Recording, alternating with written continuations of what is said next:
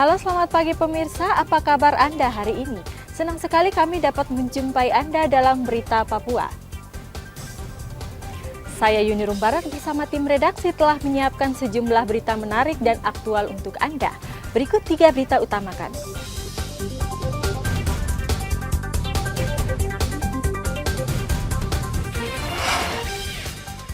Gagal terbang pesawat Trigana Air tergelincir di Bandara Serui, Kepulauan Yapen, 42 penumpang dan 6 kru selamat.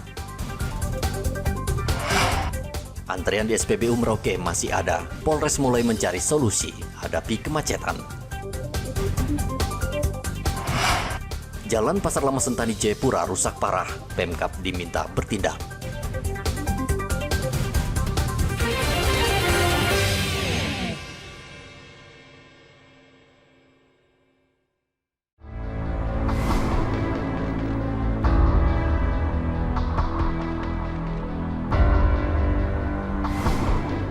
Pesawat tipe ATR milik maskapai Trigana Air tergelincir di Bandara Stefanus Rumbewa, Serui, Kabupaten Kepulauan Yapen, Provinsi Papua pada pukul 10.20 waktu Indonesia Timur.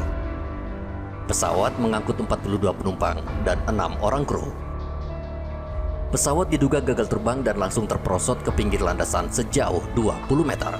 Terjadi peristiwa laka tergelincirnya pesawat ATR milik Trigana Air di landas pacu Bandara Serui, Kabupaten Kepulauan Yapen, Senin 9 September 2024. Laporan saya terima dari Kepala Bandara melalui Kapolres Yapen AKBP Ardian Uki yang melaporkan bahwa telah terjadi peristiwa tersebut.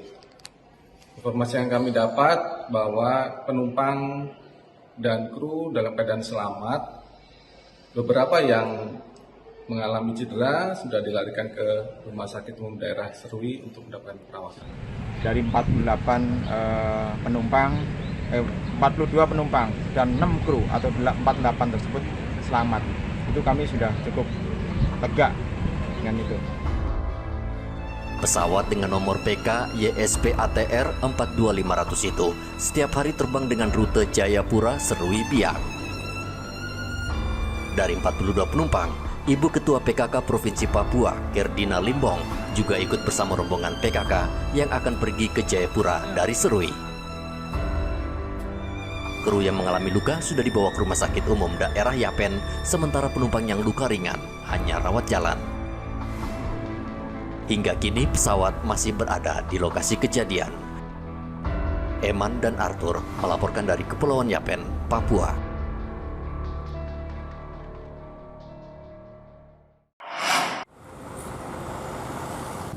Hingga saat ini antrian BBM di sejumlah SPBU di Merauke, Papua Selatan masih terjadi. Kondisi ini sudah terjadi bertahun-tahun dan belum ada jalan keluar. Kepolisian Merauke mencoba mencari jalan keluar dengan mengatasi masalah ini, antara lain dengan berkoordinasi dengan sejumlah instansi terkait, termasuk Pertamina.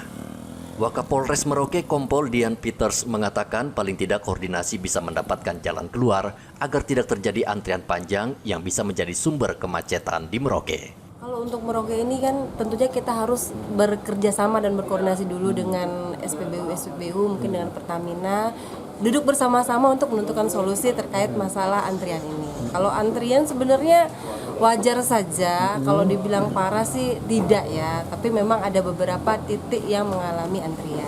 Untuk faktor ini mungkin saya harus mendalami lagi ya, karena kalau permasalahan yang menyebabkan antrian, contoh yang saya sampaikan kalau mungkin di Jayapura ketika ada SPBU yang kena penalti pasti ada antrian. Kalau di sini saya belum monitor sih terkait penyebab antrian, apakah memang kita pertumbuhan kendaraannya bertambah dari tahun ke tahun sehingga stok pasokan itu kurang karena mungkin bertambahnya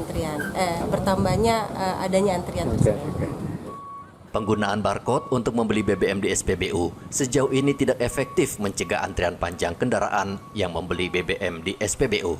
Bahkan, sistem pengecekan nomor plat kendaraan juga tidak efektif. Antrean kendaraan bahkan semakin panjang. Muhammad Ridwan melaporkan dari Merauke, Papua Selatan.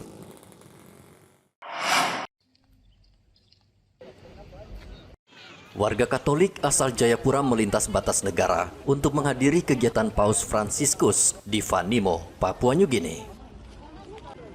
Pos Lintas Batas Negara, PLBNSCO, mencatat ada sekitar 600 orang pergi ke Papua Nugini untuk mengikuti kegiatan Paus. Dari jumlah tersebut, 250 orang difasilitasi Keuskupan Jayapura, dan 100 orang menggunakan paspor dan pas lintas batas, serta sisanya merupakan masyarakat umum yang menggunakan paspor. Mereka berangkat menggunakan 14 bus Damri yang sepenuhnya juga difasilitasi pemerintah Provinsi Papua. Saat kunjungan Paus Fransiskus di Vanimo, Papua Nugini, kedua negara Indonesia dan Papua Nugini sepakat menutup sementara pintu perlintasan dari kunjungan wisatawan. Masyarakat Indonesia yang melintas melalui Pos Lintas Batas Negara SCO menuju Vanimo untuk mengikuti kunjungan bersama Bapak Sri Paus di Vanimo untuk paspor berjumlah kurang lebih 250.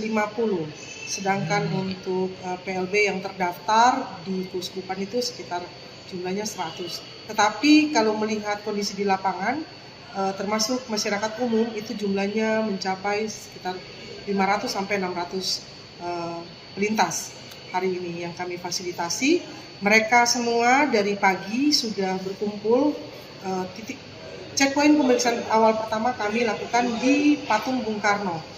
Itu kami berterima kasih kepada pihak pemerintah Provinsi Papua yang sudah memfasilitasi masyarakat dengan menyiapkan akomodasi berupa 14 bus Damri. Pos lintas batas kedua negara akan kembali dibuka untuk melayani warga Indonesia yang pulang dari Vanimo pada hari ini hingga 2 hari ke depan. Paus Fransiskus saat ini berada di Papua Nugini setelah berkunjung selama 3 hari ke Indonesia. Dari Papua Nugini, Paus akan bertolak ke Timor Leste, lalu Singapura, dan kembali ke Vatikan. Arthur melaporkan dari kota Jayapura, Papua.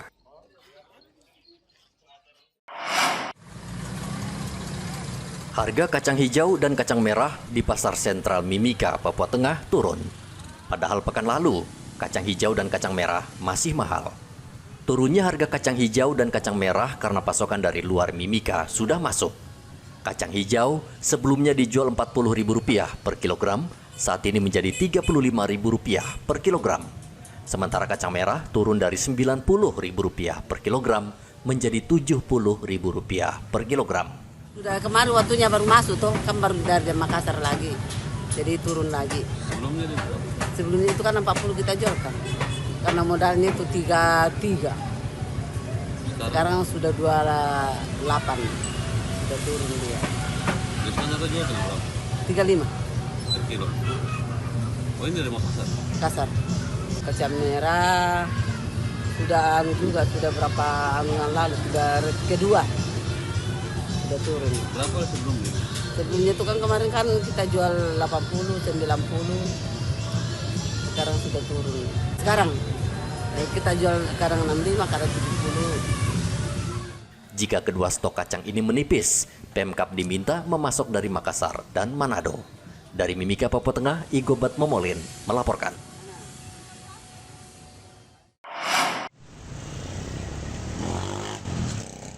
Kondisi jalan di Pasar Lama Sentani kian hari kian parah. Lubang besar menganga seolah siap menelan pengendara yang tidak hati-hati melintas. Belum lagi saluran drainase yang tidak berfungsi, sehingga ketika hujan deras turun, pasar dan jalan terendam air. Mereka yang lama menetap di Kabupaten Jayapura pasti sudah akrab dengan Pasar Lama Sentani. Pasar ini pernah menjadi pusat perekonomian bagi masyarakat di Kabupaten Jayapura.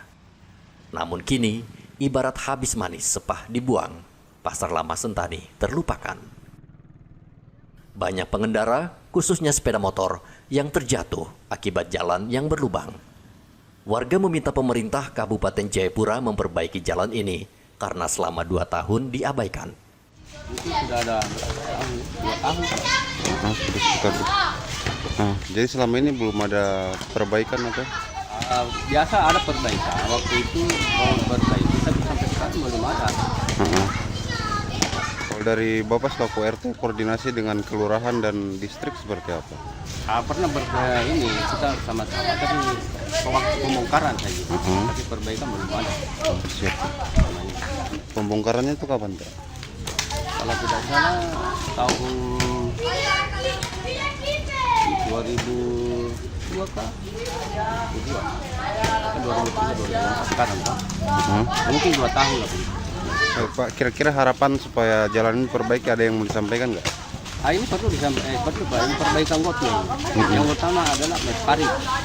Karena kalau paritnya bagus, berarti kan tidak ada air keluar dari parit. Sekarang kan paritnya rusak. Oh, jadi kalau setiap hujan pasti banjir gitu? Tidak begitu banjir juga, tapi kalau ada hambatan di bawah parit itu kan ada keluar air. Macam di depan ini kan rusaknya itu biasa juga orang-orang orang masyarakat biasa juga timbul baru dia cor, tapi selesai cor itu berapa? Tidak cukup 1 bulan ini lagi rusak toh. Pedagang dan warga menyambut baik jika pemerintah daerah mau membenahi pasar ini. Apalagi pasar Lama Sentani bersejarah dan menjadi gantungan hidup masyarakat dan pedagang. Ari melaporkan dari Sentani, Kabupaten Jayapura, Papua.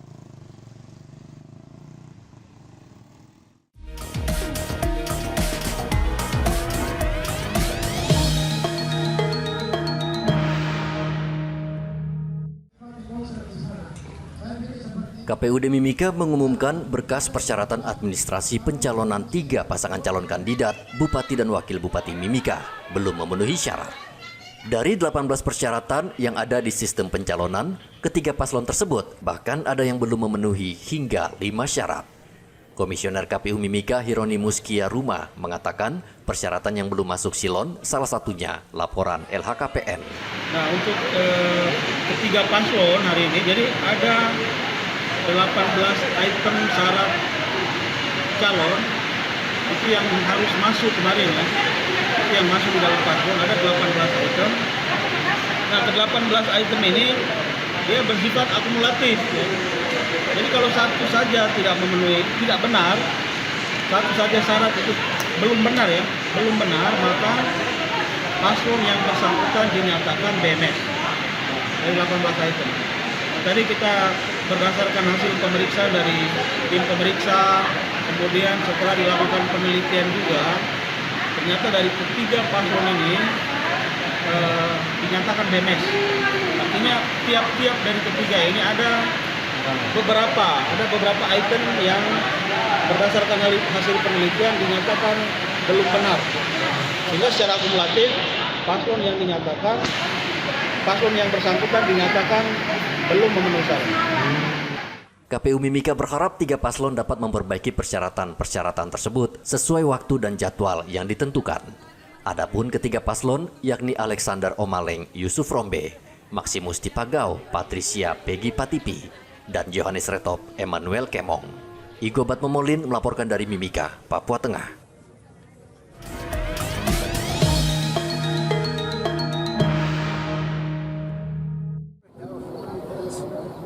KPU Provinsi Papua Selatan membantah dengan tegas ada pasangan bakal calon gubernur Papua Selatan yang menggunakan ijazah palsu saat mendaftar ke kantor KPU beberapa waktu lalu.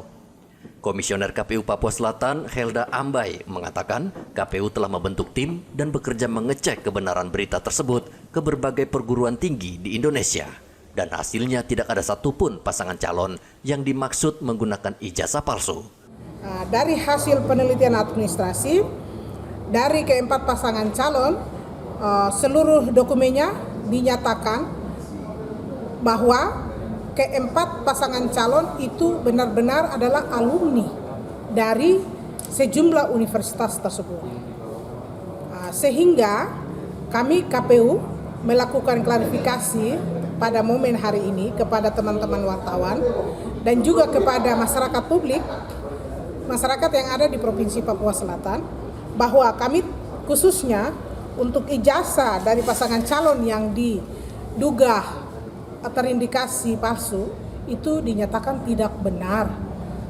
Sesuai dengan surat keterangan dari Lembaga Administrasi Negara Politeknik Setialan Jakarta menerangkan bahwa alumni Bapak atas nama Darius Gewilom adalah benar alumni Politeknik Setialan Jakarta yang menyelesaikan studi dan lulus program sarjana pada tanggal 14 Agustus tahun 2008. Sebelumnya beredar berita di masyarakat bahwa salah satu pasangan bakal calon gubernur Papua Selatan dikabarkan menggunakan ijazah palsu saat mendaftar di kantor KPU. KPU mengimbau masyarakat mengecek lebih dahulu kebenaran berita yang sumbernya tidak jelas, apalagi saat menjelang pilkada. Muhammad Ridwan melaporkan dari Merauke, Papua Selatan.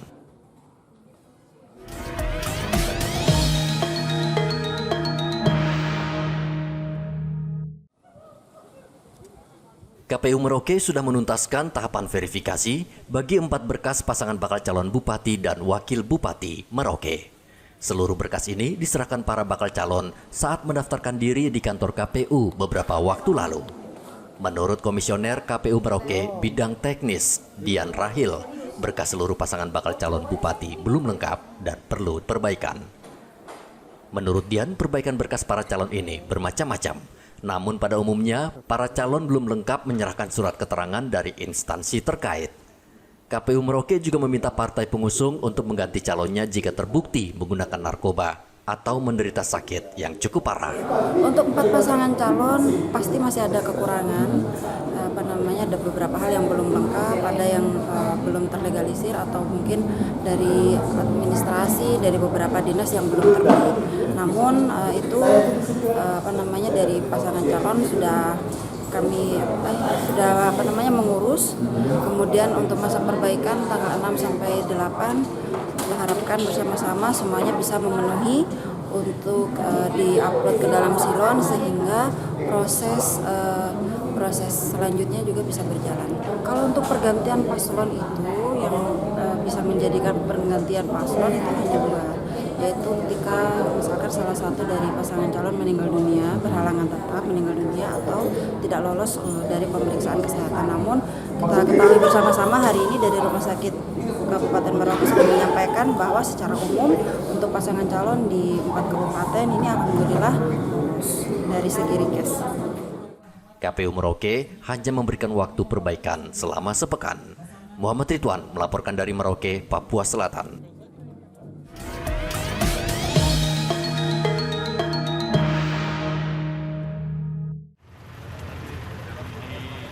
Polres Mimika menyiapkan 50 kendaraan untuk mendukung operasional pengamanan pilkada. Satu persatu motor dan mobil diperiksa mulai dari kelengkapan pendukung rotator hingga mesin.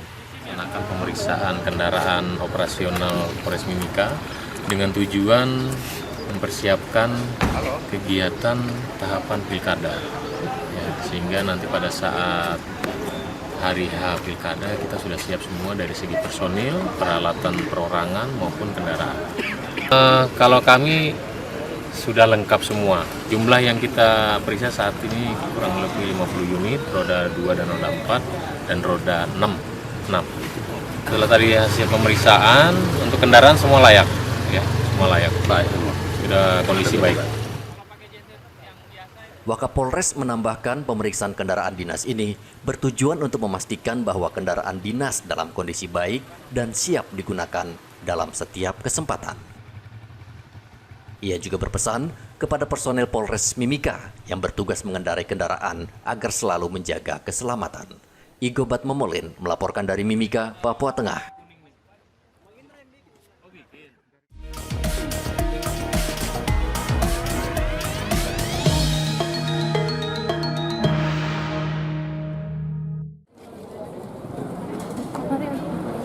Kebutuhan darah bagi warga di Merauke terus meningkat, namun tidak diimbangi dengan stok atau cadangan darah di PMI Merauke. PMI sudah melakukan berbagai cara untuk memenuhi kebutuhan darah bagi warga, namun hingga kini belum bisa melayani secara maksimal. Salah satu cara untuk menambah stok darah di PMI adalah kegiatan donor darah. Seperti yang dilakukan Satuan Lantas Merauke bersama TNI, komunitas motor, dan warga. Kegiatan donor berlangsung di Satlantas Polres Merauke dan mendapat apresiasi warga masyarakat yang ikut datang menyumbang darah mereka. Kami harapkan sebanyak-banyaknya, tapi target kami hari ini sekitar 200 kantong darah. 200 darah. Nah, ini darah ini akan dihimpun dari mana? Khusus untuk anggota Polri saja atau seperti apa? Kami mengedarkan undangan kepada komunitas motor itu ya. Terus dari Angkatan Laut, Udara, dan Darat, ada dari Bayangkari juga. Dan kami juga menerima dari masyarakat. Kenapa sih donor darah menjadi bagian dari kegiatan Satlantas ini, Pak Kasat? Karena di Merauke ini untuk kebutuhan darah sangat banyak dan kami koordinasi dengan PMI untuk persediaan stok itu sangat kurang. Polisi berhasil mengumpulkan 200 kantong darah yang disebar ke seluruh rumah sakit. Darah merupakan kebutuhan vital bagi pasien yang menderita penyakit tertentu atau dalam kasus tertentu seperti ibu yang melahirkan. Bisa dibayangkan jika Anda yang mengalami dan saat itu membutuhkan darah, namun PMI tidak bisa melayaninya, tentu akan berakibat fatal.